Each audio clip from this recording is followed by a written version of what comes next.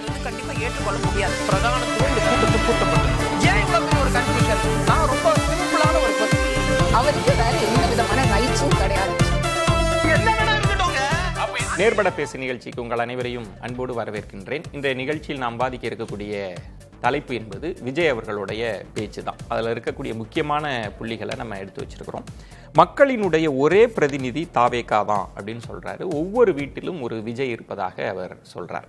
மறுபுறம் திமுக எதிர் அரசியல்ல அதிமுக உள்ளிட்ட எல்லா கட்சிகளையும் அவர் புறந்தள்ளி பேசக்கூடிய அந்த பாங்கையும் பார்க்க முடிகிறது. அவர் அதிமுகவுக்கான இடத்தை அவர் வழங்கவே இல்லை. பாஜக தலைமையிலான அணி அப்படின்னு தான் சொல்றார். இந்த புள்ளிகளை எல்லாம் இணைத்து தான் நம்ம தலைப்பை கட்டமைச்சிருக்கிறோம். தாவேகா தொடர்பான விஜயோட பேச்சு அதீத மதிப்பீடா அல்லது வியூகத்தின் வெளிப்பாடா? இதுதான் தலைப்பு. நான் விருந்தினர்களை உங்களுக்கு அறிமுகம் செய்து விடுகிறேன். அரசியல் விமர்சகர் திரு செந்தில்வேல் அவர்கள், வணக்கம் திரு செந்தில்வேல். எழுத்தாளர் ராம்கி அவர்கள், வணக்கம் ராம்கி. அரசியல் ஆய்வாளர் பெருமாள்மணி அவர்கள், வணக்கம் பெருமாள்மணி. பத்திரிகையாளர் ஷபீர் அகமது அவர்கள், வணக்கம் ஷபீர். பெருமாள்மணி, உங்களிடமிருந்தே தொடங்குறேன். விஜய் அவர்களோட பேச்சு, அவர் தொடக்கத்திலேயே திமுக வெர்சஸ் தாவேகா அப்படின்னு தான் பொசிஷன் பண்றாரு. ஆனா இந்த பேச்சுல ஏன்னா தேர்தல் நெருக்கத்துக்கு வருகிறது, என்ன சொன்னதா நினைக்கிறீங்க? எதை நோக்கி நகர்றார் விஜய்? இல்லை, அந்த பேச்சை விட இன்னைக்கு காலையில் ஒரு ட்விட் ஒன்று போட்டிருந்தாங்க தலைமை கழகத்திலேருந்து. அந்த ட்விட்டில் வந்து அவங்க பயன்படுத்தின அந்த வார்த்தைகளே வந்து அவங்க இப்போ என்ன மாதிரி இந்த 2 வருஷத்தில் அவங்க என்னவா உருமாறி நிற்கிறாங்க அப்படின்றத வந்து நமக்கு புரியுது. இப்போ வந்து இயல்பாகவும் இயல்பு தாண்டியும் நிறைவு செய்து நீள்கிறது, இப்போ அந்த மாதிரியான வார்த்தைகள். அப்புறம் வந்து ஒன்றை மட்டும் உறுதியாக சொல்லலாம், சலனங்களை புறந்தள்ளி சமநிலை தவறாத அளக்க இயலாத ஆழ்கடல் தாவேகா, எவராலும் விளக்க இயலாத விரிவானம் தாவேகா. இதெல்லாம் வந்து சம்பத்தண்ணனோட வார்த்தைகள். அவர் எழுதினாரா என்னன்னு தெரியல. ஆனா அந்த அந்த சொல்லாட்சி வந்து நம்ம அவருடைய உரைகளை கேட்டோங்கிற தீர்க்கமுடன் ஒற்றுமையாக கலைமாடி ஆட்சி பீடத்தை கைக்கொள்ளும் ஜனநாயக இலக்கை உறுதியாக வெல்வோம், நல்லதே நடக்கும், வெற்றி நிச்சயம். இப்போ என்னன்னா இந்த அறிக்கையிலிருந்தே நம்ம வந்து ஒட்டுமொத்தமாக இன்றைக்கு நடந்த அந்த நிகழ்வுகளை பார்த்தோம்னா அது வந்து ஒரு பள்ளிக்கூட அல்லது ஒரு கல்லூரியினுடைய ஒரு ஆண்டு விழா இருக்கும்ல, அந்த டைப்பில் தான் நடக்கு. ஒரு 200-250 பேர் அந்த அரங்கத்தில் இருந்திருப்பாங்க. அந்த கட்சியினுடைய தலைவர் உரையை தாண்டி இந்த முறை என்ன பண்ணாங்கன்னா, ஐயா டிஎஸ்எஸ் மணி, மதிவாணன், அப்புறம் சுமதி ஸ்ரீ, இந்த மாதிரியான நபர்களோட உரை. அப்புறம் அந்த கடலூர்லேருந்து ஒரு தம்பி, அவர் வந்து அந்த அவங்களோட ஐடி விங்கில் இருக்கிறவர், அவரே வந்து சொல்கிறாருல்ல, தலைவா நீங்கள் எங்களை கான்ஃபிடென்ட்டாக இருங்கன்னு சொல்லுவீங்க, இப்போ நான் களத்துலேருந்து வர்றேன், நான் உங்ககிட்ட சொல்கிறேன் தலைவா, கான்ஃபிடென்ட்டாக இருங்க.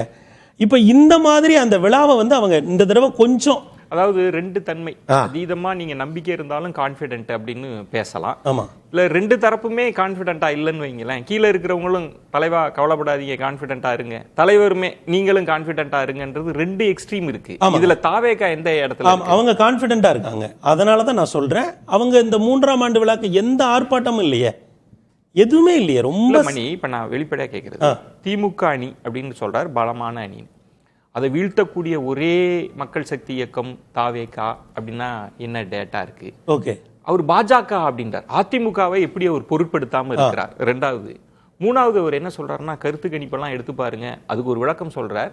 முதல்வரையே தூக்கத்திலிருந்து எழுப்பி கேட்டா அவர் விசில் தான் சொல்லுவாரு. இது கிட்டத்தட்ட ரொம்ப ஓவர் ரேட்டடா இருக்கு. இல்ல சார், நீங்க அந்த டோனை பாருங்க சார். 2 வருஷம் ஆச்சுல அந்த இயக்கம் ஆரம்பிச்சு, ஒரே டோன் தானே சார் அவர் மெயின்டைன் பண்றாரு. திமுக எதிர்ப்பு, கொஞ்சம் பாஜக எதிர்ப்பு, அப்புறம் ரொம்ப அப்போ உள்ள அந்த இஷ்யூஸை லைட்டாக தொட்டு பேசுறது, அப்புறம் கடைசியாக நல்லதே நடக்கும், கான்ஃபிடென்ட்டாக இருங்க, அவ்வளோதானே.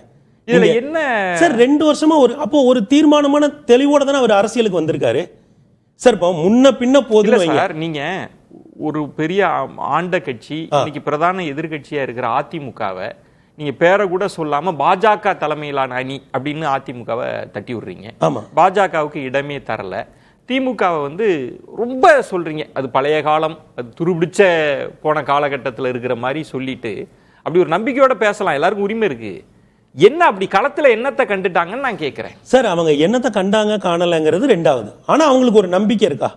அவங்க பாதையில இருந்து விலகாம போறாங்க. நான் இப்படி கேட்கிறேன், சீமான் அவர்களும் நம்பிக்கையை வெளிப்படுத்துறாரு. அவரோட நம்பிக்கைக்கு விஜயோட நம்பிக்கை நீங்க கரெக்டா சொல்றீங்க. ஐயா சீமான புரிந்து கொண்டால்தான் ஐயா விஜய புரிய முடியும். ஏன்னா ஐயா சீமான் என்ன சொல்றாரு, 2 பேருக்கும் மாற்றுங்கிறாரு. ஐயா சீமான் பேசாத பேச்சா, அவர் கொடுக்காத பேட்டிகளா, அவர் கொடுக்காத உரைகளா? எவ்வளவு ஒரு விஷயத்தை எடுத்து அவர் அப்படி உடைக்கணும்னு நினைச்சாருன்னு வைங்க, அப்படி சுக்குநூறா உடைச்சிருவார். இந்த ஐயா சீமான் களத்துக்கு வந்த பிறகு அவர் எந்த ஒரு பிரச்சனையிலையும் பேசாம இருந்ததே இல்லை. எல்லா பிரச்சனைகளையும் பேசியிருக்காரு. அதுவும் அவருக்கே உரிய தனித்துவத்தோட அந்த பிரச்சனையை பிரித்து சொல்வார். அப்படி இருந்துமே கூட அவருடைய வாக்கு சதவீதம் 2 தேர்தலில் எங்க இருக்கு அப்படிங்கிறத நீங்க மனசுல வச்சுக்கோங்க. இன்னொன்று, ஐயா சீமானுடைய கட்டமைப்பை நீங்க மனசுல வச்சுக்கோங்க. இந்த 2ஐயும் நீங்க புரிஞ்சுக்கிட்டீங்கன்னா, ஐயா சீமானினுடைய கட்டமைப்பு என்னவா இருக்கு, அவர் வாக்கு சதவீதம் என்னவா இருக்கு, ஐயா சீமான் அவருடைய உரைகள், பேட்டி, நேர்காணல் இதெல்லாம் என்னவா இருக்கு, வாக்கு சதவீதம், இந்த 2ஐயும் புரிஞ்சுக்கிட்டீங்கன்னா ஐயா விஜய் ஏன் இப்படி ஒரு பாதையை தேர்ந்தெடுத்தார் அப்படிங்கறத என்ன அதுதான் சொல்றேங்க. நாங்க தான் மாற்று, ஒவ்வொரு வீட்டிலும் ஒரு விஜய் இருக்காருன்னு சொல்றாருல்ல. சார் மாற்றுங்கிறத அவர் எல்லாத்துலயும் காட்டுறாரு. இல்ல சார், ரசிகரா இருக்கிறாங்கன்றத வச்சு ஐயா நான் உங்களுக்கு ஒரு உதாரணம் சொல்றேன். இல்ல ஒரே ஒரு மணி அவரோட பேச்சுன்றது 2ஆ இருக்கும். வியூக வகுப்பாளர்கள் சொல்லுவாங்க, நீங்க இப்படிதான் உங்களை பொசிஷன் பண்ணிக்கணும், ஏன்னா ஊடக வெளிச்சம் இருக்கு அப்படின்னு சொல்றது வியூகமா இருக்கலாம். இல்லன்னா அவர் நம்புறாரா ரசிகர்கள் ஒவ்வொரு வீட்டுல இருக்கிறவங்க எல்லாம் போட்டுருவாங்கன்னு? இது 2ல ஏதாவது ஒண்ணுதான். இதுல ஒரு அரசியல் இருக்குங்க ஐயா. இப்போ திமுக அதிமுகவுக்கு மாற்றுன்னு சொல்லி வந்த பல தலைவர்கள் தமிழ்நாட்டில் பெரிய பெரிய கூட்டங்கள், பெரிய பெரிய பேரணிகள் அப்படி நடத்தியே அவங்க கூட பயணம் செஞ்சவங்க ஒரு நேரத்தில் கலைச்சு போயிடுவாங்க. இதுக்கு பல உதாரணங்கள். அப்போ நீங்க அப்படிலாம் பண்ணக்கூடாதியா. ஏன்னா உதாரணம் இருக்கு. நீங்க வந்து அஇஅதிமுக திமுகங்கிறது 2 பேரும் ஆண்ட கட்சிகள். அவங்க தேசிய கட்சிகளை எதிர்த்து அரசியல் பண்ணி அவங்களுக்கு ஒரு பேட்டர்ன் வச்சிருக்காங்க. அவங்க ஒரு பெரிய கூட்டம் போடுவாங்க, மாநிலம் முழுக்க பொதுக்கூட்டத்தை நடத்துவாங்க, அவங்களால அது முடியும். அப்ப நீங்க மாற்றுன்னு சொல்லிட்டு வர்ற தலைவர்களும் அதே பாதையில போனப்போ கூட போய் நிக்கிறவங்க செலவழிக்க முடியாம போயிருவாங்க. அதெல்லாம் ஓகே. நீங்க சொல்றது முதல் விஷயம் இல்ல மணி, நீங்க சொல்றது ஓகே. முதல் விஷயம் முடிச்சிடுறேன். அந்த பிரம்மாண்டம் இருக்குல்ல, திமுகவோ அஇஅதிமுகவோ காட்டக்கூடிய பிரம்மாண்டம் இருக்குல்ல, அத தாவேகா இதுவரை கையில எடுக்கல. நான் உங்களை நேரடியா கேக்குறேன். நீங்க வியூகத்தை சொல்றீங்க, அவங்க பாங்க. நீங்க முதல்ல அதிமுகவை தாண்டி நாங்க நிக்கிறோம்னு சொல்றது இருக்கு. ஆமாய்யா. அது எந்த அடிப்படையில சொல்றதுனால என்ன ஆயிர போகுது? சும்மா அவரே சொல்றா ஐயா, நீங்க ஒரு சொல்றீங்க, ரொம்ப அழகான வார்த்தைகள்ல சொல்றீங்க, சம்பத்தண்ணன் கூட உள்ள இருக்காரு, பேச சொன்னா அழகா சொல்லிடுவாரு. ஆனா பெட்டியை உடைக்கணும்ல ஐயா. அவர் என்ன சொல்றாரு? அவர் நேர தேர்தல்ல போய் தானே நிக்கிறாரு. ஐயா அவர் என்ன சொல்றாரு? வெளியே வான்னு தானே என்ன சொல்றீங்க? ஒவ்வொரு வீட்லயும் ஒருத்தர் இருக்கான், அவன் வந்து களத்துக்கு வருவான். அப்ப என்னன்னா, அவர் இந்த இருவரும் கட்சிகளை நன்றாக புரிந்து வைத்திருக்கிறார். அவங்களுக்கு மாற்றுன்னு சொல்லிட்டு அவங்க பாதையிலேயே நம்ம போனோம்னா நம்ம மாட்டிப்போம். புது பாதை. அப்ப நமக்கு ஒரு பாதை இருக்கு, இது பைபாஸ் வழியா தான் போக முடியும். அந்த பாதையில நம்ம போக முடியாது. அப்போ இதுல அவருக்கு முன்னேற்ற கழகங்கள் பற்றிய மதிப்பீடு சரியாக இருக்கிற காரணத்தினால்தான் அவர் முன்னேற்ற கழகங்கள் காட்டுகிற எந்த பிரம்மாண்டத்தையும் காட்டாம, அது சொற்களா இருக்கலாம் இல்ல கூட்டமா இருக்கலாம், ஒரு எளிய பாதையில அவர் போறாரு. ஓகே. அதாவது அவர் சொல்வது ஒரு பாயிண்ட் கருத்து கணிப்பு, அதை அவர் மென்ஷன் பண்றார். சில சரியா எடுக்கிறாங்க. நீங்க கடுப்புல எடுக்கிற கருத்து கணிப்பெல்லாம் ரப்பர் வச்சு அழிச்சிட்டு அவர் எப்படி சொல்றாருன்னா, முதல்வரே உள்ளுக்குள்ள வந்து விசில தான் ஆதரிக்கிறாரு, ஒவ்வொரு வீட்டுக்குள்ள ஒரு விஜய். என்ன நீங்க வாங்க வாங்கன்னு சொல்றீங்க, ஒவ்வொரு வீட்டிலிருந்து வெளில வர போறாங்கன்றப்ப அந்த கணக்கில் இருந்து தான் அவருடைய பேச்சிற்கான அந்த நம்பிக்கை வெளிப்படுதா? இன்னைக்கு விஜய் பேசிய பிறகு எதிர்வினை அதிகமாக எங்கேருந்து வர ஆரம்பிச்சுன்னு கேட்டிங்கன்னா அஇஅதிமுக முகாமில் இருந்து. ஏன்னா நீங்கள் ரொம்ப திருப்பி அந்த கேள்வி மணிகிட்ட கேட்டுட்டு இருந்தீங்க. அஇஅதிமுக அவர் டோட்டலாக டிஸ்ஓன் பண்ணுறாரு. மணிக்கு இன்னைக்கு என்ன கோவம் தெரியல, விஜயை மறைமுகமாக நிறைய இடத்துல விமர்சிச்சார். எப்படின்னு கவனிச்சிங்கன்னா, நீங்கள் வந்து ஒரு ஆண்டு விழா மாதிரி, பள்ளிக்கூட ஆண்டு விழா மாதிரி அது இருந்துச்சுன்னாரு. நான் முதல் முறையாக அவரோட உடன்படுறேன், அதான் உண்மை. ஒரு பள்ளிக்கூட ஆண்டு விழாவில் என்ன நடக்கும்? டான்ஸ் ஆடுவாங்க, ஆடினாரா? ஃபேன்சி ட்ரெஸ் காம்படிஷன் போட்டு அப்படி நல்லா அப்படி வந்து மேடையில் வந்து ஃபோட்டோ கிட்ட எடுத்துப்பாங்க, எல்லாம் குரூப்பாக ஃபோட்டோ எடுத்துக்கிறது, யாராவது பாடுவாங்க, 2 பேரை கூட்டு வந்து பேச விடுவாங்க ஏதாவது தலைப்பில். கிட்டப்பட்ட அது ஒரு ஃபேன்சி ட்ரெஸ் காம்படிஷன் பள்ளிக்கூட ஆண்டு விழா மாதிரி தான் நடந்துச்சு. ஹைலைட்டாக அதில் வந்து ரொம்ப முக்கியமான ஒரு டேர்னிங் பாயிண்ட் அப்படின்னு கேட்டிங்கன்னா, இன்றைக்கி எதிர்க்கட்சிகள் எல்லாம் மிரட்டக்கூடிய விதத்தில் விஜயனுடைய அந்த ஒரு குறிப்பிட்ட செயல்பாடு, அந்த ஸ்டெப்பு, அந்த ஒரு டான்ஸ் போட்டார் பாருங்க, அது ரொம்ப நல்லாவே இருந்துச்சு. இதான் ஒரு 2 வருஷத்தில் அவர் பண்ணியிருக்கிறது இதான் அப்படின்னு வச்சுக்கோங்க. நான் என்ன கேட்குறேன் சார், இந்த நாட்டினுடைய நிதிநிலை அறிக்கையை ஒன்றிய நிதியமைச்சர் தாக்கல் செய்திருக்கிறாங்க. நீங்கள் அதுக்கு அடுத்த நாள் ஒரு மீட்டிங் போடுறீங்க, ஒரே ஒரு வார்த்தை அதை பற்றி இருந்துச்சா? தமிழ்நாட்டுக்கு இந்த நிதிநிலை அறிக்கையில் என்னெல்லாம் எவ்வளவு பாகுபாடு காட்டப்பட்டுச்சு, ஒரு சின்னதாக அதை பற்றி சுட்டி காட்டியிருப்பீங்களா? பாஜக கூட்டணியில் இருக்கக்கூடிய மருத்துவர் அன்புமணி ராமதாஸ் சொல்றாரு, நாங்க 50% கொடுக்கணும்னு சொல்லிட்டு இருக்கிறோம் மாநிலங்களுக்கு, அதை தரல, எங்களுக்கு அது ஏமாற்றம்ங்கிறார். கூட்டணியில் இருக்கக்கூடியவர் சொல்றாரு, நீங்க சொல்லல. மாறாக திருப்பி நான் டான்ஸ் ஆடட்டா, சிஎம் சார்னு பேசட்டா, எழுதி கொடுத்ததை பேசட்டாங்கிற இடத்துக்கு தான் நீங்கள் வந்து நிற்கிறீங்க. அந்த இடம் தான் திரு செந்தில். இப்போ அவர் சொல்வது ஒவ்வொரு வீட்டிலும் நம்ம இருக்கிறாங்க, நாங்க தான் மாற்று சக்தி. அவர் அதிமுக கூட இல்லை, அந்த அளவுக்கு வந்துட்டாங்களா களத்துல? சார் அவரை யாரோ நம்ப வச்சிருக்காங்க. விவேக் ஒரு படத்தில் இந்த சிக்காகோ இவருன்னு சொல்லி நம்ப வச்சுருவாங்க. அவர் அப்படியே நம்பிக்கிட்டே இருப்பார் கொஞ்ச நாள். அந்த மாதிரி அதை வச்சுனா எல்லாரும் சேர்ந்து அவரை நம்ப வச்சுருக்காங்க. நான் என்ன சொல்கிறேன், நீங்கள் அவ்வளோலாம் இருக்குல்ல, இந்த 3 வருஷம் ஆச்சு, இது 2 வருஷம் முடிச்சு 3 வருஷம், வருஷத்துக்கு ஒரு 10 போராட்டம் வச்சா கூட 20 போராட்டத்தை நடத்திருக்கணும். வேணா ஒரு 5-10 போராட்டம் நடத்திருக்கணும். நீங்கள் என்ன செஞ்சீங்க அதெல்லாம் ஒரு பக்கம் பேசுவோம். திரு செந்தில் இதுக்கு மட்டும் கொடுத்துருங்க. பெருமாள் மணி என்ன சொல்றாருன்னா, திமுக அதிமுக செஞ்ச தன்மையில் தாவேக்கா இருக்காது. சரி, அவங்களுக்கு வேற ஸ்ட்ராட்டஜி இருக்கு. அவங்க அப்ப இப்ப இந்த போராட்டம், ஆர்ப்பாட்டம், அறிக்கைகள், கண்டனம் அதெல்லாம் இருக்காது. எங்களோட வாக்காளர்கள் வீட்டுக்குள்ள இருக்காங்க, விஜயா இருக்கிறாங்க. அவர் என்ன சொல்ல, அதுதான் ஆபத்து. அது ரொம்ப ஆபத்து. என்னுடைய திரைத்துறை கவர்ச்சி மட்டுமே போதும், நான் எந்த மக்கள் பிரச்சனையை பற்றியும் பேச மாட்டேன், எனக்கு ஓட்டு விழும்னு விஜய் நினைக்கிறார்ல. ஒருவேளை அது உண்மையாகவே இருந்தால் கூட, நான் சொல்றேன், ஒருவேளை அது உண்மையாக இருந்தால், ஒருவேளை அப்படி தமிழ்நாடு ஒட்டுமொத்தமாக திரண்டெழுந்து விஜய்க்கு வாக்களித்தால் அவர் வெற்றி பெறலாம் தேர்தல் அரசியல்ல. ஆனா அது ஜனநாயகத்திற்கு எவ்வளவு பெரிய ஆபத்து. வெற்றி பெற்றால், நான் ரொம்ப கவனமா சொல்றேன், வெற்றி பெற்றால் அது எவ்வளவு பெரிய ஆபத்து அவங்க நம்பிக்கையிலேருந்து சொல்றேன். சார், ஜனநாயகத்தில் நீங்க வெற்றி தோல்வி ரெண்டாவது சார். நீங்க மக்கள் பிரச்சனைக்கு பேசுவதுதான் சார் பொது வாழ்க்கை அரசியல். நீங்க அதை நான் பேசவே மாட்டேன்னு திருப்பி திருப்பி அவர் சொல்றாரு. அது ஆமா, அது நல்ல ஸ்ட்ராட்டஜின்னு பாராட்டுறது எவ்வளவு பெரிய ஜனநாயக விரோதங்கிற அது ஒரு பாயிண்ட். நான் அதை மறுக்கல. ஆனா அவருடைய பேச்சின் தன்மை என்ன இருக்குன்னா, திமுக எம்ஜிஆருக்கு என்னென்ன ஆயுதங்களை எல்லாம் எடுத்ததோ, கிட்டத்தட்ட ஒரு பழைய டப்பான்றார். அதை தான் நீங்க என்ன எடுத்துட்டு வரீங்க, டெக்னாலஜி எல்லாம் மாறிடுச்சு, நீங்க இப்படிதான் எம்ஜிஆர் சொன்னீங்க, தொண்டர்கள் என்னையும் சொல்றீங்க, அது எதுவுமே நடக்கல அப்படின்னு சொல்ல வர்றது எப்படி? நான் என்ன சொல்றேன், இவர் சிஎம் குறிப்பிட்டு விமர்சிட்டார், உதயநிதி வரைக்கும் விமர்சிட்டார். டைரக்டா இவர் பேரை சொல்லி சிஎம்ஓ, உதயநிதியோ, இயக்கத்தின் மூத்த முன்னோடிகளோ இதுவரைக்கும் எங்கேயும் விமர்சித்தா தெரியல. இவர் சொன்ன விமர்சனங்களுக்கு எதிர்வினை ஒரு சில இடங்கள்ல 2ஆம் கட்ட 3ஆம் கட்ட தலைவர்களிடமிருந்து இன்னைக்கு டிகே சிலங்கன்னு சொல்றாரு, நாங்க அதை புறந்தள்ளிட்டு போறோங்கிறார். விஜயினுடைய விமர்சனங்களை நாங்கள் புறந்தள்ளிட்டு நகர்கிறோங்கிறார். ஆனா கடும் எதிர்வினை அஇஅதிமுக தான் வருது. அதுக்கு என்ன காரணம்? அவர் ஒரு வார்த்தை சொன்னார், நீங்க அதை தான் ரொம்ப முக்கியமா கேட்டீங்க. சிஎம் சொன்னாரு, என் கட்சிக்காரர்கள் சிலருடைய செயல்பாட்டை நினைத்தால் எனக்கு இரவில் கூட தூக்கம் வர மாட்டேங்குது, அதனால நீங்கெல்லாம் அந்த மாதிரி பண்ணிடாதீங்கன்னு சொன்னாரு அப்படின்னு சொல்லிட்டு, அப்படி ஒரு நாள் அதையும் தாண்டி அவர் தூங்கினா போது நம்ம போய் எழுப்பிட்டோம்னா எந்திரிச்சு விசிலுக்கு ஓட்டு போடுவேன்னு சொன்னாருங்கிறார். யாருக்கு ஓட்டு போடுவீங்கன்னா நான் விசிலுக்கு ஓட்டு போடுவேன். ஒரு முரணாய்ப்பு ஒன்று பாருங்களேன். இப்ப உங்களால எனக்கு தூக்கம் வர மாட்டேங்குன்னு சிஎம் சொன்னாருங்கிறாரு. அப்ப நல்லா தூங்கிட்டாருன்னா என்ன அர்த்தம்? நல்லா அசந்து தூங்குறாருன்னா கட்சிக்காரங்களால எந்த பிரச்சனையும் இல்லைன்னு அர்த்தம். கட்சிக்காரங்களால எந்த பிரச்சனையும் இல்லாம ஒருத்தர் தூங்கிட்டு இருக்கிறவரு எதுக்கு உங்களுக்கு ஓட்டு போடணும்? எழுதி கொடுத்தவங்களை ஸ்கிரிப்டை சரியா எழுதி கொடுக்க சொல்லுங்க. சரி, ஒரு வாதத்துக்கு வரேன் சார். அவர் மனசாட்சி உள்ளவர். தன் கட்சியினரால் சின்னதா எங்கேயாவது ஒரு சச்சரவோ சிக்கலோ வந்தால் கூட அப்படி வந்துடக்கூடாது என்று சுட்டி காட்டுவது மனசாட்சி உள்ள மனிதர்கள், மனசாட்சி உள்ள தலைமையிடம் இருக்கும். ஸ்டாலின் மனசாட்சி உள்ளவர். நீங்கள் 41 பேர் இறந்த பிறகும் மிக வேகமாக ஓடி பனையூர் பங்களாவுக்குள்ள நிம்மதியா தூங்குறதுக்கு ஸ்டாலின் ஒன்றும் விஜய் இல்லை. அவர் ஸ்டாலின் 60 நூற்றாண்டு கால அரசியல் அனுபவம் உள்ளவர். நீங்க விஜய், நீங்க டான்ஸ் ஆடலாம், 41 பேர் செத்தக்கு அப்புறம் பனையூர் பங்களால தூங்கலாம், நீங்க என்ன வேணாலும் பேசலாம். அவருக்கு மனசாட்சி இருக்கு, அதனால சொந்த கட்சிக்காரன் இருந்தாலும் கேள்வி. நான் லாஸ்டா நீங்க சொல்ற முக்கியமான 2-3 கேள்வி. இன்றைக்கு அவர் சொல்றதுல ரொம்ப முக்கியமான வாதம் பாருங்க. 2017க்கு பிறகு அப்படின்னா என்ன அர்த்தம்? ஜெயலலிதா அம்மாவோட மரணத்துக்கு பிறகு. அதான் முக்கிய அந்த விவாதத்துடைய மைய நோக்கம் நான் நினைக்கிறேன். 2021க்கு பிறகு நான் ரொம்ப நொந்துட்டேன். காமராஜர் இருந்த இடத்துல, எம்ஜிஆர் இருந்த இடத்துல இப்படிலாம் இருக்குதான்னு நினைச்சு நான் வந்தேங்கிறார். அப்படின்னா அவர் 2 தான் வர்றாரு. எடப்பாடி பழனிசாமி அவர்களையும் நீங்க இப்ப இருக்கக்கூடிய திமுகவும் தான் பிரதான சிக்கல். அதுக்கு முன்னாடி இன்க்ளூடிங் ஜெயலலிதா அம்மா வரைக்கும் சூப்பருங்கிற இடத்துக்கு வந்துட்டாருன்னு வச்சுப்போம். அப்படி வந்துட்டீங்கன்னா நீங்க இன்னைக்கு எம்ஜிஆர் காலத்துல இருந்தே திமுக விமர்சிக்கிறீங்க.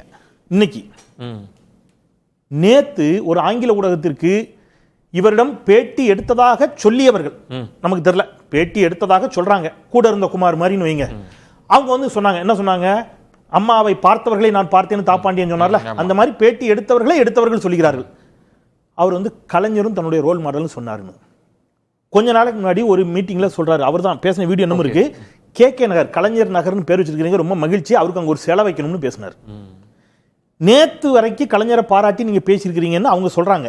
இன்னைக்கு நீங்க கலைஞரை திமுக ஆட்சி காலத்திலிருந்தே, எம்ஜிஆர் ஆட்சி காலத்திலிருந்தே திமுக கிரிட்டிசிசம் பண்றீங்க. ஆனா ஸ்ட்ரைட்டா பின் பாயிண்டா யாரா 2 பேரை சொல்றீங்கன்னா நீங்க வந்து எடப்பாடி பழனிசாமியும் ஸ்டாலின் அவர்களையும் சொல்றீங்கன்னா என்னுடைய கேள்வி, ஜெயலலிதா அவருடைய ஆட்சி ஊழலற்ற ஆட்சியா? அதை ஸ்கிப் ஊழலுக்காக தண்டிக்கப்பட்டாரா இல்லையா ஜெயலலிதா? அந்த இடத்துல எல்லாம் கிரே ஏரியா இருக்கு. அதெல்லாம் கிரே ஏரியாங்கிறது இல்ல. இன்னைக்கு வந்து அதை யார் கேக்குறா?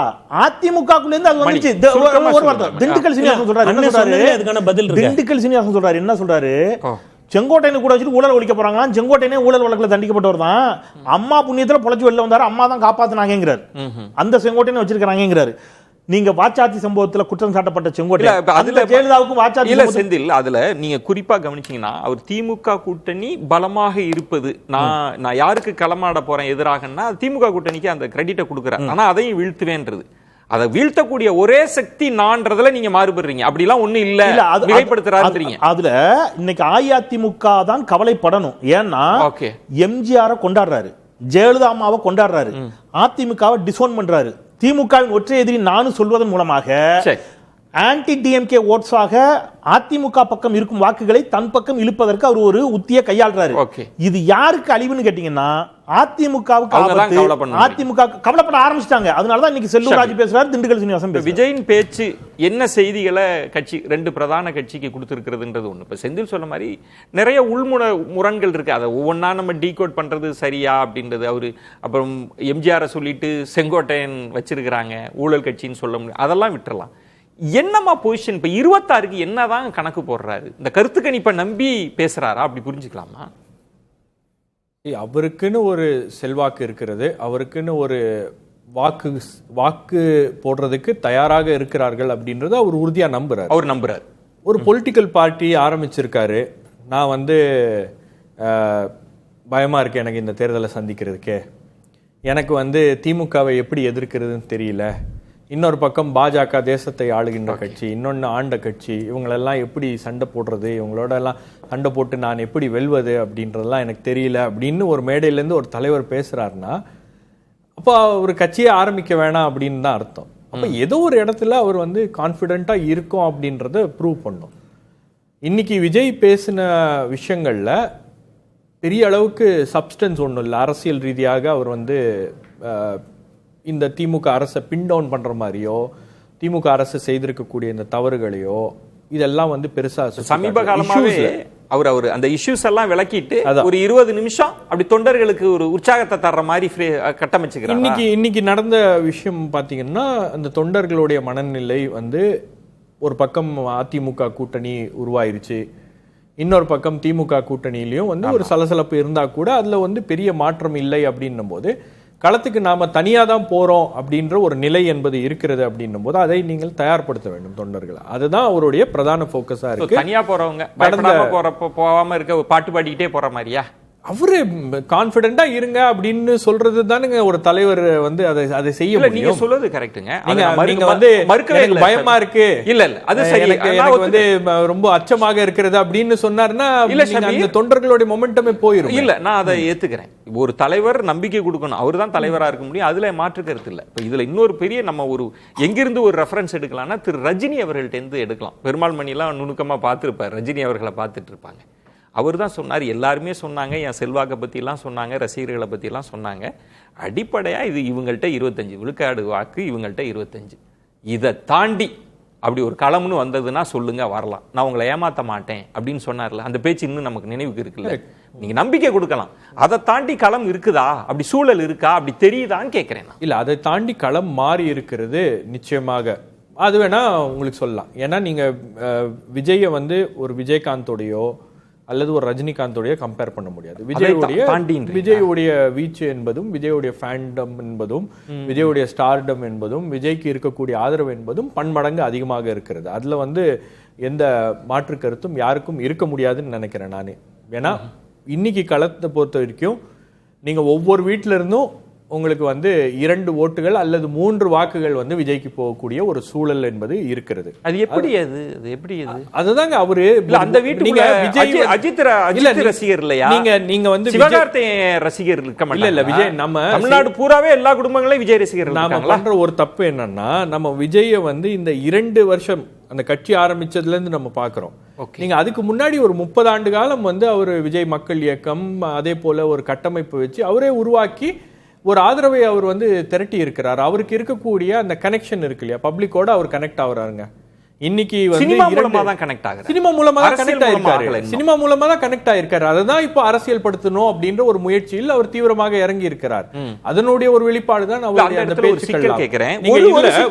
ஒரு விஷயம் ஏன் விஜய்க்கு வந்து இந்த அளவுக்கு மக்கள்கிட்ட கவனம் பெறுகிறார் அப்படின்னும் போது, இந்த 2 திராவிட கட்சிகள் மீதும் மக்களுக்கு இருக்கக்கூடிய ஒரு அயற்சி, ஒரு ஃபெட்டிக் இருக்கு. மாறி மாறி இவர்கள் ஆட்சி செய்து கொண்டிருக்கிறார்கள், ஒரு மாற்றம் வராதா அப்படின்ற ஒரு ஏக்கம் என்பது இருக்கிறது. அந்த இடத்துல தான் அவர் டாப் பண்றாரு. அந்த இடத்துல தான் அவருக்கான அந்த இடத்துல அதிமுகவை கம்ப்ளீட்டா டிஸ்ஓன் பண்ற இடத்துல அதிமுக செய்த ஒரு தவறு.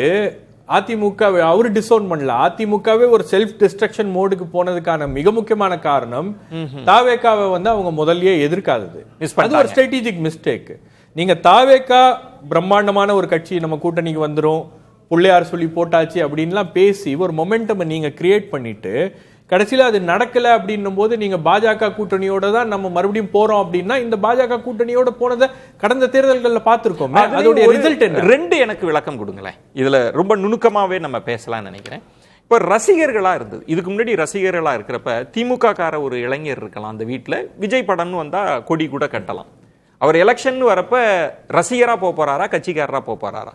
அதிமுக காரர்களே இருக்கலாம், பொறுப்புல இருக்கிறவங்க கூட விஜய் ரசிகரா இருக்கலாம், போயிருக்கலாம். இது ஒண்ணு நம்ம பேச வேண்டிய ஒரு விஷயம். இப்போ அதிமுக மொமெண்டத்தை விட்டுறலாம், ஸ்ட்ராட்டஜிக்கா மிஸ்டேக் பண்ணாங்கலாம் சொன்னா கூட அத்மேட்டிக்கா ஒரு அலைன்ஸை ஃபார்ம் பண்றாங்க. நீங்க என்னதான் மினிமம்னு கூட்டினாலும் 24 இதுன்னு கூட்டினாலும் அது 30-35 கிட்ட வந்து நிக்குது இல்ல, அதை எப்படி நீங்க டிசோன் பண்ண முடியும்? நீங்க ரசிகர் மனநிலையை புரிஞ்சுக்க முடியாது, அதை டீகோடே பண்ண முடியாது. எந்த இடத்துல அவர் கனெக்ட் ஆகுறாரு, எந்த இடத்துல ஒரு ரசிகர் வந்து ஒருத்தரோட கனெக்ட் ஆகுறாரு அப்படின்னு.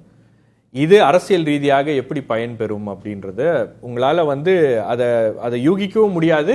அந்த அந்த இது என்ன, ஏன் அந்த அந்த இன்ஃப்ளூயன்ஸ் இருக்கு அப்படின்றத டீகோட் பண்றது ரொம்ப கஷ்டம். ஓகே, ஒவ்வொருவருக்கும் வெவ்வேறு மாதிரி இருக்கும். ஏன்னா இன்னைக்கு தேதிக்கு என்ன பொறுத்த வரைக்கும் நான் பாக்குறது, அவர் அதிமுக கிட்ட இருந்து அதிக வாக்குகள் எடுத்தாலும் திமுக ஓட் பேங்க்ல இருந்து அவர் நிறைய வாக்குகளை பெறுகிறார். அதுதான் அவர் வந்து நீங்க இன்னைக்கு நான் சொல்றேன், பெண்களுடைய வாக்குகள் திமுக பக்கம் போயிருக்கிறது, கன்சாலிடேட் பண்ணியிருக்காங்க, சில முயற்சிகளை அவங்க எடுத்திருக்காங்க. அதுல ஒரு பெரிய சங்க் அவர் எடுக்கிறாரு. மைனாரிட்டி வாக்குகளை வந்து அவர் பிரிக்கிறாரு. அதுக்கப்புறம் இளைஞர்களுடைய வாக்குகளை பிரிக்கிறார்.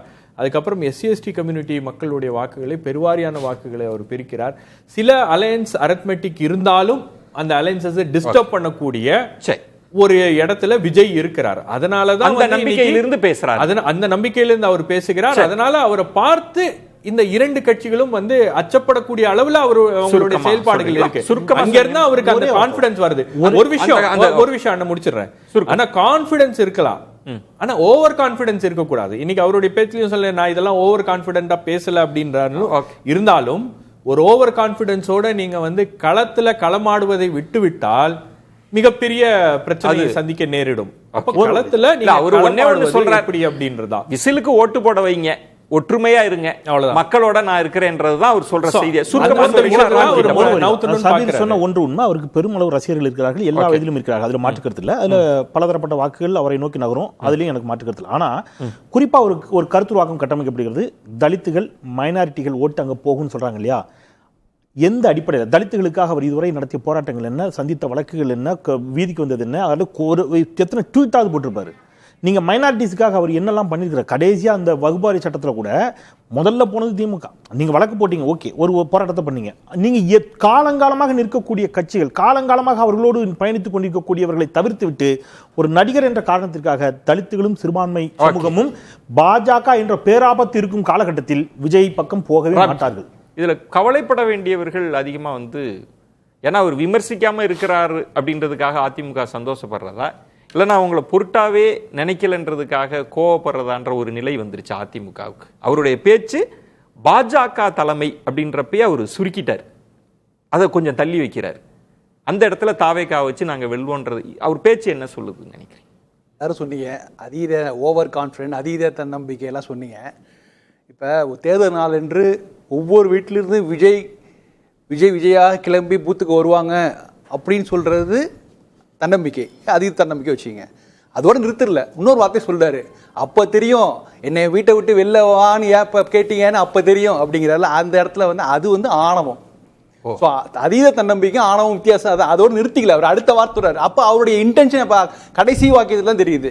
என்ன டச் பண்ணீங்கல்ல, என்னை கேட்டீங்கல்ல, வீட்டை விட்டு வெளிலவா பனையூர் பண்ணையார் வெளிலவான்னு சொன்னீங்கல்ல, இப்போ வந்து பாருங்க எவ்வளவு கூட்டம் வந்திருக்கு பார்த்தீங்களா, திக்குமுக்காடு இருக்கு பார்த்தீங்களா அப்படிங்கிறது. ஸோ இந்த இன்டென்ஷன் ஒன்றும் மாறவே இல்லை. கரூர் பின்னடைவுக்கு பின்னரும் இல்ல இதுல மனமாற்றம் இல்லை. இதுல என்னங்க ஆணவம்னு நீங்க பாக்குறீங்க? அவர் என்ன சொல்றாருன்னா, என் பிரதிநிதிகளாக எல்லாரும் வெளியில வர போறாங்க, அவங்க ஆட்சி மாற்றம் ஜனநாயகபூர்வமா ஆட்சி மாற்றத்தை நிகழ்த்த போறாங்க, அப்ப நீங்க கவலைப்பட போறீங்க. யாரு போய் சொல்ல போறாப்ப அப்ப ஏன் யாருக்கு சேலஞ்ச் விடுறாரு அவரு? யாருக்கு சேலஞ்ச் விடுறாரு? அவர் சேலஞ்சு திமுகவுக்கு சார். இல்ல அவர் அதிமுகன்றதை தட்டிட்டாரு சார். இல்ல அப்ப வெளிப்படையா திமுக தானே சொல்றாரு. அப்ப தெரியும் ஏன்டா இந்த விஜய கூட்டம் சொன்னோம், விமர்சனம் பண்ணோம் அப்படின்னு சொன்னா யாருக்கு சேலஞ்ச்? விமர்சனம் பண்ணக்கூடாது, அந்த விமர்சனத்துல தவறு இது இல்லைங்கிறாரு அவரு. என்ன அதுதானங்க அடிப்படையே. நீங்க கரூருக்கு முன்னாடி வந்த ஒவ்வொரு கூட்டத்திலயும் அதிகமான ஓவர் கிரவுட் வந்து அது கூட்டி வரப்பட்ட கூட்டம்லாம் பேச ரொம்ப இல்ல இயல்பா வந்த கூட்டம்லாம் ஒரு பெரிய டிபேட் இருந்துட்டு இருக்கும் போது கரூர் வந்துருச்சுல. இப்ப நீங்க அந்த அதுக்கப்புறமும் நீங்க இல்ல நாங்க வந்து இது மாதிரியான கூட்டத்தை கூடுவதை தவிர்ப்போங்க சொல்லணும் சார். அவர் சொல்றதுக்கு இல்ல சார், அவர் கூட்டத்துக்குள்ளே இல்ல ராம்கி, அவர் விரும்புகிறார். இல்ல ராம்கி, நீங்க அதை எப்படி புரிஞ்சுக்கணும்? அந்த தொனியில இருக்கு நம்ம போதுன்னு. அவர் எலெக்ஷன் அன்னைக்கு ஒவ்வொரு வீடுகளில் இருந்து எனக்கு ஓட்டு, நம்ம இப்படி புரிஞ்சுப்போம் சார், எளிமையா புரிஞ்சுக்கோம். ஒவ்வொரு வீட்டுக்குள்ளும் இப்ப ஷபீர் சொன்னாங்கல்ல 2 ஓட்டு 3 ஓட்டு இருக்கு, இளைஞர்கள்லாம் வர போறாங்க, எங்களுக்கு செல்வாக்கு இருக்கு, அவர் வந்து அதன் மீது நிக்கிறார் சார். அதுதான் சார் சொல்றேன். 45% இருப்பது போல் நினைச்சு பேசுறாரு என்று வீட்டை விட்டு பூத்தை நோக்கி வர்ற ஒவ்வொருத்தரும் விஜய் தான் சொன்னா கூட தன்னம்பிக்கை நான் சொல்லுவேன். அதோட நிறுத்தல அவரு. அப்ப தெரியும் ஏன்டா என்னை வந்து விமர்சனம் பண்ணீங்கன்னு தெரியுமா. அப்ப அரசியலை அவர் பழிக்கு பழி வாங்குறதுக்கான ஒரு அந்த தன்மையை அந்த விமர்சனம், இந்த சாதாரண விமர்சனம் அது வந்து திமுக வைக்கல, அதிமுக வைக்கல, எல்லாரும் பொதுவான வச்சாங்க. ஏங்க இவ்வளவு கூட்டம் வருது, இந்த கூட்டத்தை கண்ட்ரோல் பண்ண மாட்டீங்களாங்க, உங்களால கூட்டத்தையே கண்ட்ரோல் பண்ண முடியாது, உங்களால வேற என்ன கண்ட்ரோல் பண்ண முடியும் கேட்ட பொதுவான விமர்சனம் சாமானிய மனதில். அப்ப நான் ஒண்ணு புரிஞ்சுக்காம நீங்க பேசுறது யாரையோ பழிக்கு பழி வாங்குகிற தன்மையில அந்த விமர்சனம் சொன்னவங்க எல்லாம் அந்த விமர்சனம் வந்து அதுக்கு ஒரு அர்த்தம், அது அந்த விமர்சனத்தை அவர் ஏற்றுக்கொள்ளவில்லை, அது வந்து அதுக்கான பக்குவமே இல்ல அவருக்கு. சார் அதை விடுங்க, அதனுடைய செல்வாக்குக்குள்ள வாங்க சார். அவர் அதில இருந்து தானே பேசுறாரு. இல்ல நான் தான் மாற்று அப்படின்னு சொல்றாரு, அதை எப்படி எடுத்துக்கிறீங்க? நான் தான் மாற்றுனா நீங்க வந்து மாற்று சக்தி, நீங்க வந்து ஷபீர் சொன்னாரு நீங்க வந்து மாற்று சக்திங்கிறத வந்து எல்லாம் டிஸ்ஓன் பண்றாங்க அப்படிலாம். அதிமுக எல்லாம் நீங்க ஆக்சுவலா பாத்தீங்கன்னா திமுக கூட்டணி கட்சிகளையும் அதிமுக கூட்டணி கட்சிகளையும் மக்கள் டிஸ்ஓன் பண்றாங்க. மக்களுக்கு வந்து பிரதான பார்ட்டிகள் தான் பாக்குறாங்க. நீங்க கூட்டணி கட்சிகளை அண்டி இருக்க வேண்டியது சார். இல்ல ராம்கி, அதுல ஒரு நுணுக்கத்தை பாருங்க. திமுக அணின்னு அவர் சொல்றாரு, இங்க பாஜக தலைமையிலான மற்றும் பலருங்கிறாரு. பாஜக மற்றும் பலருங்கிறாரு. அப்ப சினிமாக்காரரு அப்படிதான் நாங்க போஸ்டர்ல பாத்துருக்கோம். இந்த ஒரு நடிகர்லாம் நடிச்சு மற்றும் பலர்னு சொல்லுவாங்க, அந்த வாயில சொல்றாரு. ரெண்டாவது நீங்க நான் கேக்குறது, அப்ப விஜய் என்னவா நினைக்கிறார் அதிமுகவன்றதை சொல்லுங்க. விஜய் நிச்சயமாக அதான் சொல்ற, அவரு பாஜகவை கொள்கை எதிரி, திமுக அரசியல் டிக்ளேர் பண்ணிட்டாரு. பண்ண பிறகு அவங்களா கூப்பிட்டு கொஞ்சுவாரு, அவங்கள விமர்சனம் பண்ணுவாரு, நம்ம எதிர்பார்க்க தேவையே இல்லை, அது பண்ணவும் மாட்டாரு. அவருக்கு நிஜமான எதிரி மாற்று அவருக்கு பாக்குறது காம்படிட்டருங்க மூலமா அவர் என்ன சொல்றாருன்னா, முழுமையாக அதிமுக பாஜக கட்டுப்பாடு ஒரு விஷயத்தை அவர் கன்வே பண்றாரு. ராம்கி இருங்க, ராம்கி நீங்க ஒண்ணு கவனிங்களேன். இப்ப விஜயகாந்த் வருகிற போது சரி சமமாக 2 பேருக்கும் கணைகளை வீசுறார். அந்த தன்மையை நீங்க பார்க்க முடியுது. இவர் திமுகவுக்கு எதிராக கணைகளை வீசுறாரு. இங்க இன்னொரு பேரும் பிரதான கட்சி தான் அது வாக்கு. அதுதான் நான் ஷபீர்ட்ட கேட்டேன். அந்த அதிமுகவை பேரஸ் கூட சொல்லல. அத ஷபீர் சொன்ன மாதிரி பாஜக பாஸ்கெட் குள்ள போட்டு நசிக்கிட்டாருன்னா, அப்ப நான் அதிமுகவை தாண்டி வளர்ந்துட்டேன்ற தன்மை அவர் பேச்சுல இருக்கா? அப்படி அவர் புரிஞ்சுக்கிறாரான்னு கேட்கிறேன். அதிமுகவும் பேச மாட்டாரு, காங்கிரஸையும் பேச மாட்டாருன்னா, காங்கிரஸை பத்தி பேசுறதுல ஆனா கொள்ளைப்புறமாக தூது விடுறாருன்னா, அப்ப காங்கிரஸ் வெயிட்டேஜ் கொடுக்குறாருல. காங்கிரஸை நம்பி தானே அவர் உட்காந்துட்டு இருக்காரு. கூட்டணின்னு வந்தா காங்கிரஸ் தான் ஒரு எதிர்பார்க்கிறாருல. ஸோ நீ அப்படி எடுத்து கூடாது. நான் என்ன சொல்றேன், அவருக்கு நிஜமா நான் உண்மையை ஒப்புக்கிறேன். உண்மையிலே அவர் அதிமுக தான் போட்டியாளராக நினைக்கிறார். அந்த இடம் தான் நமக்கு வசதியான இடம் நினைக்கிறாங்க. நீங்க அரசியலிருந்து சினிமாவிலிருந்து அரசியலுக்கு வர எல்லா நடிகரும் திமுக எதிர்ப்பை தான் பிரதானம் வைப்பாங்க. இல்ல அது எனக்கு ஒரு விஷயம் சொல்லுங்க திருப்பதி. இதுல என்ன இது போக்குன்றதை நம்ம தெரிஞ்சுக்கணும். சரி, சீமான் அவர்கள் எல்லாரையும் சகட்டுமேனிக்கு விமர்சிக்கிற தன்மை இருக்கு. விஜயகாந்த் அந்த தன்மை. அதிமுக வந்து பாஜக பாஸ்கெட்ல மற்றும் சில அது ராம்கி ரொம்ப நுட்பமா பார்க்கக்கூடியவர். ஆனா ஏனோ அதை இன்னைக்கு கடந்து போறாப்ல. இப்ப நீங்க பாருங்களேன், அவர் என்ன சொல்றாரு, திமுகவுக்கு எதிராக தன்னை பொசிஷன் பண்றாரு. சார் ஆரம்பத்துல இருந்து அவர் அப்படிதான் பொசிஷன் பண்றாரு. இடையில ஒரே ஒரு முறை தான் அவர் இதுவரை அவரோட உரையில அஇஅதிமுகன்ற பேரை எப்போது குறிப்பிட்டிருக்காரா? நான் ஒரு பாயிண்ட் ஐயா, கேட்கிறேன். நான் இல்ல, இப்ப பண்ணல. ஆனா நான் பிராக்டிகலா நம்ம பேசுவோம். சொல்லுங்க. அதிமுகவோட வாக்கு வங்கி என்ன சார்? ஐயா, அது பெரிய இல்ல சார். கட்சிங்கய்யா. ஆமா சார். 32 ஆண்டுகள் அப்ப ஆண்ட கட்சி. பாஜகவோட வாக்கு வங்கி என்ன சார்? ஆமாய்யா. அப்ப நீங்க ரியலா ஃபைட் பண்றீங்கன்னா நீங்க அதிமுகவை என்டாஸ் பண்ணி தானே ஃபைட் பண்ணணும். ஐயா, அதை தான் நான் சொல்றேன். அவர் அதை தாண்டி போறாருயா. அவர் எல்லாத்தையும் புறந்தள்ளிட்டு என்ன சொல்றாருன்னா, திமுகவுக்கு எதிராக நான் நிக்கிறேன்றாருயா.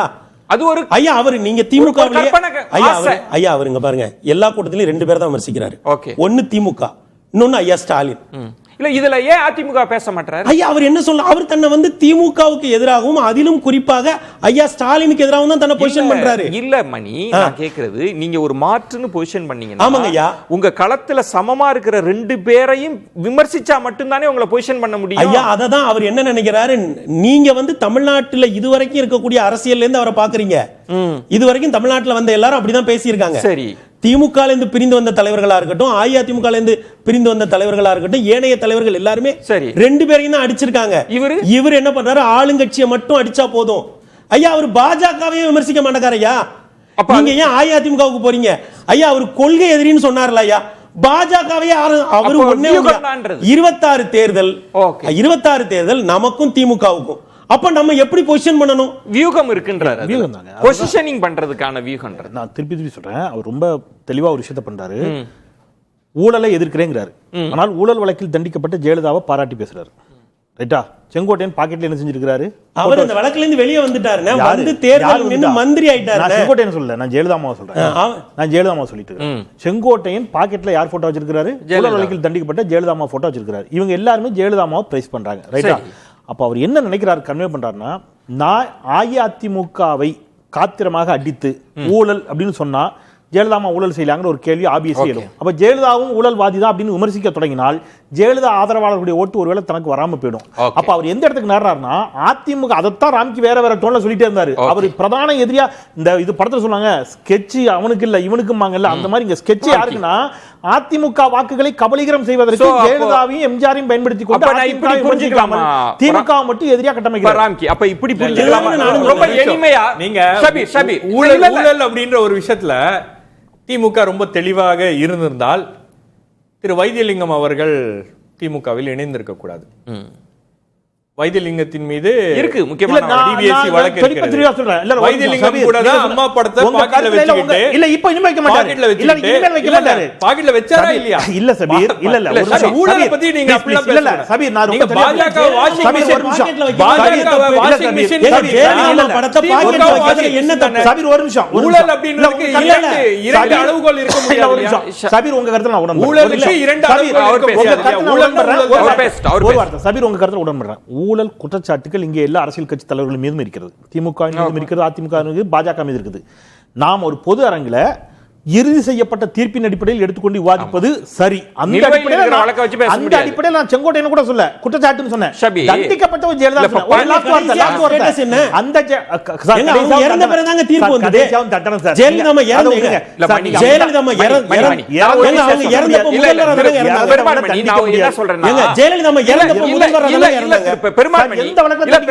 உங்களுக்கு தெரியாதுல்ல, நான் போய் அந்த வழக்கெல்லாம் இழுத்துட்டு வரணும். அதாவது சட்டம்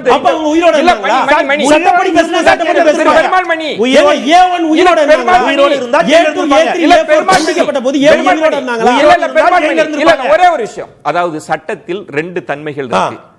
தண்டனையிலிருந்து விடுதலை, குற்றத்திலிருந்து விடுதலை. ஒருத்தர் இறந்த பிறகு நம்ம தண்டிக்க முடியாது. ஏங்க, அவர் இறந்தப்ப இருந்த ஸ்டேட்டஸ் தான் எடுக்கணும். அவர் முதல்வராக தான் மறைந்தார். சார் சசிகலா முன்னாள் முதல்வராக மறையல, முதல்வராக தான் மறைந்தார். சார் சசிகலா முதல்வராக இறந்தப்ப என்ன சசிகலா முதலமைச்சராக மறைந்தாங்க. சசிகலா முதல்வராக ஆனரோட தான ஃபியூனரல் நடந்தது. மணி சசிகலா ஸ்டேட் ஆனரோட தான ஃபியூனரல் நடந்தது. மணி சசிகலா முதலமைச்சராக தான மறைந்தாங்க. நம்ம பேசலாம். எல்லாரும் அடுத்த கட்டம் நம்ம நகரலாம், தலைப்புக்குள்ளேயே போகலான்னு நினைக்கிறேன். இதுல செந்தில் அவர்கள் சொன்னதுதான், விஜயினுடைய எல்லா வியூக வகுப்பு அதெல்லாம் பார்க்கிறப்ப ஒரு ஏடிஎம்கே இடத்தை நோக்கி தான் நகர்றாரு. உண்மையில குறின்றது ஏடிஎம்கே நோக்கி தான் நகர்றாரா? அப்படிதான் இருக்கா? அந்த அளவு அதிமுக பலவீனமா இருக்கா? அதான் சொல்றேன், எல்லா சினிமாலேருந்து வர எல்லாருமே அதை நோக்கி தான் நகர்வார்கள். ஏன்னா அவர்களுக்கு எளிதான எதிர்ப்பு வந்து திமுக எதிர்ப்பு தான். நீங்கள் ஆக்சுவலாக பார்த்தீங்கன்னா 2006 விஜய் வந்து அரசியலுக்கு வந்திருக்க வேண்டும். ஆக்சுவலாக அன்னைக்கு வந்து விஜயகாந்த், கார்த்திக், சரத்குமார் எல்லாம் திமுக எதிராக இருந்தபோது விஜய் வந்து ஒரு பெரிதளவு ஒரு பெரிய ஆயுதமா திமுக எதிர்ப்பை விட்டுருங்க. இல்ல அதுதான் நான் கேட்பது, அதிமுகன்ற இடத்தை நோக்கி தள்ளுறாருன்னா அதிமுக என்ன செய்ய? அங்க இடமே கிடையாது. நீங்க அதிமுக ஆன்டி திமுக தான் ஆக்சுவலா. நீங்க அங்க இடமே கிடையாது. அங்க உங்க பொசிஷன் நீங்க பண்ண முடியாது. அது வாய்ப்பு இல்ல. ஆனா இங்க இவர் சொல்றதுல அவர் சொல்றதுக்கே லாயலா இல்லங்கிறத நான் சொல்றேன். அவர் சொல்ற திமுக எதிர்ப்புங்கிறது அதிமுக எதிர்ப்பே அண்ணா காலத்து திமுகவை எதிர்க்கவில்லை. அவர் கலைஞர் காலத்து திமுக எதிர்க்கிறார். இதுலயே டியூவல் ஒரு இது இருக்கு. ரெண்டாவது, அவர் நியாயமாக மக்கள் எதிர்பார்ப்பாங்கன்னா ஸ்டாலின் ஆட்சி விமர்சியுங்கள், ஸ்டாலினை விமர்சிங்க. அவ்வளவுதான். அதிமுகவும் அண்ணா காலத்து அதிமுகவையா விமர்சிக்கிறாங்க? இல்ல அதிமுகவினுடைய தோற்றமே கலைஞர் எதிர்ப்பு பாயிண்டடா. நான் என்ன கேக்குறேன்னா, அதிமுக இடத்தை அப்படி எளிதா ரீப்ளேஸ் பண்ண முடியுமா தாவேகாவை? நிச்சயம் பண்ண முடியாது. தாவேகா மட்டும் வேற எந்த கட்சியாலும் ரீப்ளேஸ் பண்ண முடியாது. காரணம் என்னன்னா, அது ஆன்டி திமுக வளர்ந்தது. நீங்க அது அந்த ஆன்டி திமுகனா அவங்க வந்து இன்னைக்கு நீங்க நல்லா கவனிச்சு பாருங்க, அவங்க யாரு கலைஞர் காலத்து அண்ணா அதெல்லாம் பேசல. கடந்த இப்ப இருக்கிற ஸ்டாலின் ஆட்சியுடைய நிறை குறைகள் தான் பேசுறாங்க. அதுதான் இன்னைக்கு காலத்தின் தேவை. அதுதான் அத பேசுறாரா? அது யார் பேசுறாங்க? எதிர்க்கட்சி தரப்பு ஒரே பாயிண்ட் தான். நீங்க வந்து என்ன வேணாலும் பேசலாம், தன்னம்பிக்கை கொடுக்கலாம், வியூக வகுப்பாளர்கள் நம்பர்ஸை காமிக்கலாம். நீங்க அதிமுகன்ற இடத்தை எப்படி நகர முடியும்? அது எவ்வளவு ஒஸ்ட் பர்ஃபார்மன்ஸ், ஒரு மோசமான சூழல் இருந்தாலும் அது தன்னை 21, 22 விழுக்காடு பொசிஷன் பண்ற ஒரு கட்சி இல்ல. அது இன்னும் சட்டமன்ற தேர்தல்னா இன்னும் உயிர்ப்பா வர கட்சி.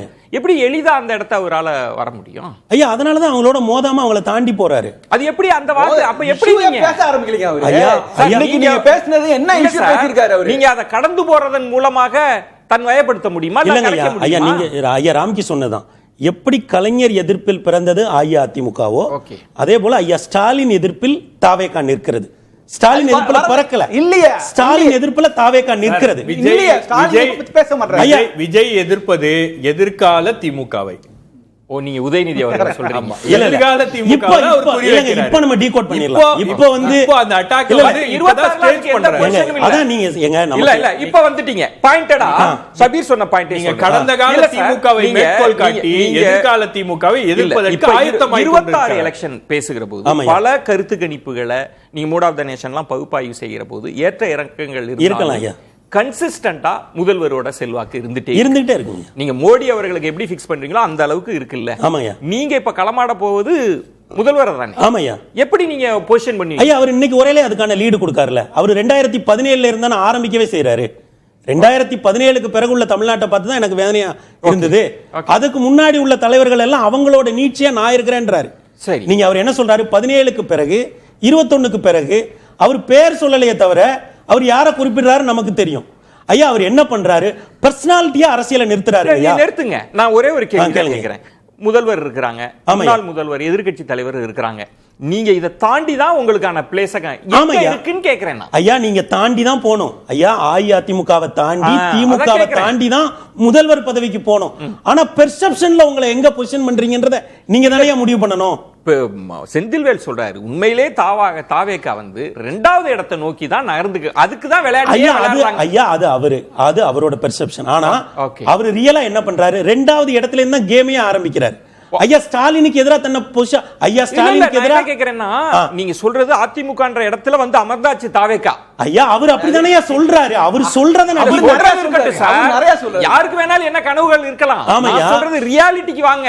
ஐயா, இருக்கா தாவேகா? ஐயா, ரியாலிட்டிங்கிறது அஇஅதிமுக இன்னைக்கு ரியாலிட்டிங்கிறது தாவேகா வந்து இன்னைக்கு 2 வருஷம் ஆன கட்சி. சரி, இந்த குழந்தை வந்து 54 ஆண்டு கால கட்சியை ஐயா சீமான 75 ஆண்டு கால கட்சியை தாண்டி தான் போய் நிக்கணும்.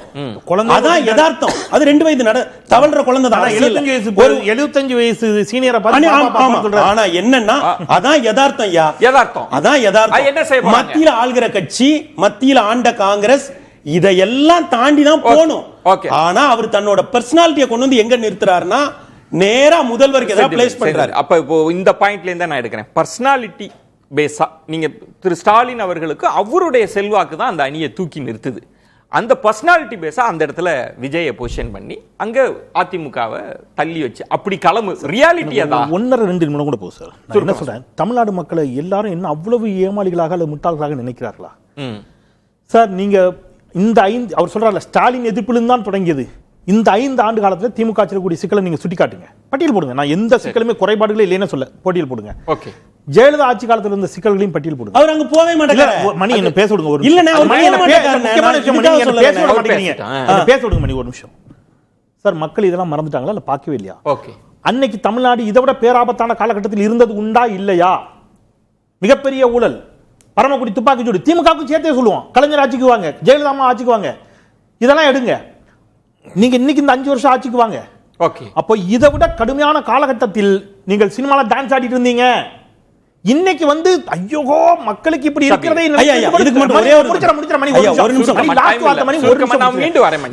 இன்னைக்கு ஐயோ 2017க்கு அப்புறம் தான் எனக்கு இப்படி துடிக்குது, என்னால முடியல அப்படின்னு நீங்க சொல்றது இருக்குல்ல, மக்கள் அப்படிலாம் ஏமாறி இல்ல. மக்கள் கவனிச்சுட்டு தானே இருப்பாங்க. அவங்களுக்கு தெரியுள்ள ஒரு இதுக்கு முன்னாடி பிரச்சனை இல்லையா? எல்லா கணக்கும் தெரியும்.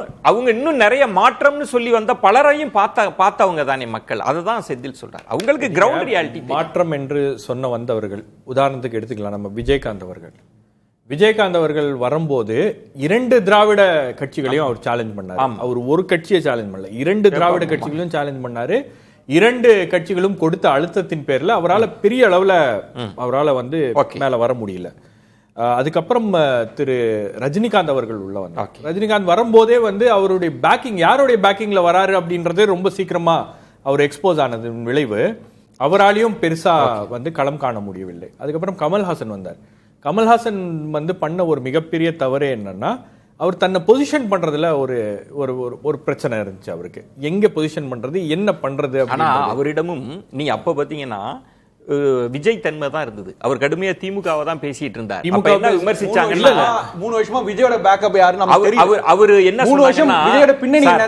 கமல் என்னங்க எல்லாத்தையும் விமர்சிக்காம திமுகவை மட்டும் விமர்சிச்சுட்டு, கமலும் அப்ப என்ன சொன்னார், எம்ஜிஆர் என்ன தூக்கி வளர்த்தார், அதிமுகவுக்கு எனக்கு அதே ஃபார்முலா தான் சார் விஜய். கமல் பண்ண ஒரே தப்பு, கமல் புரிஞ்சுக்காதது ஒண்ணு என்னன்னா, அந்த களம் என்பது ஆன்டி பிஜேபியாக இருந்தது. அப்போ ரொம்ப அதிகமாக இருந்துச்சு. அதை திமுக அறுவடை செய்தது. அதுக்கப்புறம் அவருக்கான வாய்ப்புகளும் வந்து இன்னைக்கு வந்து ஆன்டி டிஎம்கே அப்படின்றத வந்து விஜய் கூர்மைப்படுத்துகிறார். அதை எந்த விஷயத்தை வந்து அதிமுக செய்யவில்லையோ கடந்த 4.5 ஆண்டு காலத்துல இவர் செஞ்சுட்டு அதை இவர் தான் செய்கிறார் அப்படின்ற ஒரு பிம்பம் தான் அவர் உருவாக்குகிறார். ஆன்டி டிஎம்கே அப்படின்ற ஒரு விஷயத்தை அவர் பேசிப்பார்ல சார், அவ்வளவுதானே. அதுதானே பண்ணாரு. அவர்கள் தமிழ்நாடு பூரா டிராவல் சார் பண்ணாரு. எங்க மக்கள் மத்தியில என்ன இபிஎஸ்கான ரெஸ்பான்ஸ் என்ன இருக்குன்னு சொல்லுங்க. அது அகைன் திரை கவர்ச்சி தான். நான் திருப்பி ஒரு வார்த்தை தான். இந்த அரங்க யாரோ ஒரு கேள்வி இதுக்கு முன்னாடி 2017க்கு முன்னாடி 2021க்கு முன்னாடியும் அனைத்தும் பொற்கால ஆட்சி என்று விஜய் சொல்லுகிறாரா? சொன்னால் அதை இங்க இருப்பவர்கள் நம்புகிறார்களா மட்டும் பதில் சொல்லுங்க. நிறைவு சுற்று ரொம்ப மிக சுருக்கமா இந்த விஜயின் ஸ்ட்ராட்டஜியில எப்படி நகரும் அடுத்து சுருக்கமா? அவர் இன்னும் அவருடைய தேர்தல் பிரச்சாரம் என்பது முழுக்க திமுகவை அட்டாக் பண்ணி தான் இருக்கும். ஓகே. விஜயை பொறுத்த வரைக்கும் ஒரு விஷயம் என்னன்னா, அவர் இஷ்யூஸை பேசணும். இஷ்யூஸில் நீங்கள் திமுகவை அட்டாக் பண்ணாதான் வந்து மக்கள்கிட்ட உங்களுக்கு அந்த ஆதரவு என்பது கிடைக்கும். மக்களை போய் ரீச் பண்றதுக்கு அதுதான் வந்து ஈஸி. நீங்க இஷ்யூஸை பேசாம மேலிருந்த வாரியாக நீங்க திமுகவை அட்டாக் பண்றது அப்படின்னு வித்தவுட் எனி சப்ஸ்டன்ஸ் நீங்க அட்டாக் பண்றது அப்படி. இப்ப நாங்க திமுக செய்கின்ற தவறுகளை எல்லாம் நாங்கள் சுட்டி காட்டுறோம்ன்றாரு. என்ன தவறு இவங்க சுட்டி காட்டு கேள்வி, என்ன ஊழல்களை இவங்க வெளிப்படுத்தினாங்க அப்படின்னு அந்த கேள்விகள் எல்லாம் இருக்கு இல்லையா? இஷ்யூஸ்ல பின்னோன் பண்றது ரொம்ப முக்கியமான, ரொம்ப மிகச்சுருக்கமா. சபீர் கருத்து நான் உடம்புல நான் இப்படி பாக்குறேன். இஷ்யூஸே இல்லை இந்த ஆட்சியில நானும் சொல்லலை. நிச்சயமாக குறைபாடுகள் இருக்கிறது, போதாமைகள் இருக்கிறது, சுட்டி காட்டப்பட வேண்டும், திருத்திக் கொள்ளப்பட வேண்டும், அதில் மாற்றுக்கிறதுல. ஆனால் மிகப்பெரிய அளவில் இஷ்யூஸை பேசி பெரிய அளவில் பேசக்கூடிய அளவுக்கு ஒரு இப்போ பாஜகவுக்கு எதிராக திமுக செய்கிற அளவுக்கு ஒரு வேளை இஷ்யூஸ் இல்லையோ, அதனால விஜயால் பேச முடியலையோன்னு தோணுது. அப்படியும் பார்க்கணும். மேபி பெருமாள் மணி இஷ்யூவே இல்லைன்னு சொல்லல, அவர் பேசுற அளவுக்கு. ஐயா ஏதோ சொல்ல வந்தீங்க. அடுத்து எப்படி நகரும்? ஐயா இப்படியே தான் போவாருங்க ஐயா.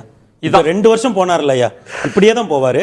என்னன்னாங்க ஐயா, தமிழ்நாட்டில் நம்ம அரசியலை ரொம்ப அதிகமாக கொள்கை சித்தாந்தமாக பேசுகிறோம். ஆனால் நிர்வாகமாக மக்கள் வந்து ஒரு ஆட்சியை ஃபீல் பண்ணுறாங்க.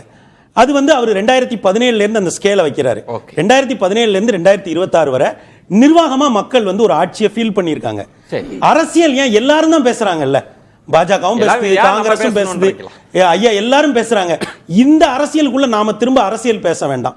இதே மிக்ஸ் தான் ஐயா. ஐயா திமுக எதிர்ப்பு, ஐயா ஸ்டாலின் எதிர்ப்பு, கொஞ்சமா பாஜக எதிர்ப்பு, மத்தபடி நல்லதே நடக்கும், கான்ஃபிடென்ட்டா இருங்க. அப்படி பார்த்தா நிர்வாகமா மைனஸ்ல இருந்த ஜிடிபியை மைனஸ்ல இருந்த பொருளாதாரம் வரமாட்டாருன்னு இப்படியே தான் போவாரு. விசில் ப்ளோயர்ங்கிற வார்த்தையை பயன்படுத்தாரு, வாட்ச் டாக்குங்க அந்த அர்த்தத்தை பயன்படுத்தாரு நினைக்கிறேன். அவர் இஷ்யூஸை பேசவே இல்லை. அது திமுக ஆட்சிக்கு எதிராகவும் பேசல, பாஜக ஆட்சிக்கு எதிராகவும் பேசவே இல்லை. எதிர்க்கட்சியாக இஷ்யூவை இன்னும் பேசவே ஆரம்பிக்கல. அதாவது திமுகவை எதிர்த்து அண்ணாமலை பேசினதோ, எடப்பாடி பேசினதோ, ராமதாஸ் அவர் பேசினது, அன்புமணி பேசினதுல ஒரு 10% கூட இன்னைக்கு அவர் பட் பேசவே அவர் டான்ஸ் ஆடினார்ல, அது ஒரு சின்ன குழந்தையோட சேர்ந்து ஆடினார் பாருங்க. அப்படிதான் அது கனெக்ட் அந்த மாதிரி ஆட முடியுமா இவங்களால? அப்படி கனெக்ட் ஆகணும். எது? அதான் யாரால ஆட connection. முடியுமா அப்படி? அப்படி ஒரு சின்ன குழந்தையோட அதான் connection. அதுவே ஸ்ட்ராட்டஜின்ற அந்த குழந்தையோட கனெக்ட் ஆகிறது இருக்குல்ல. முயற்சி பண்ணாங்க.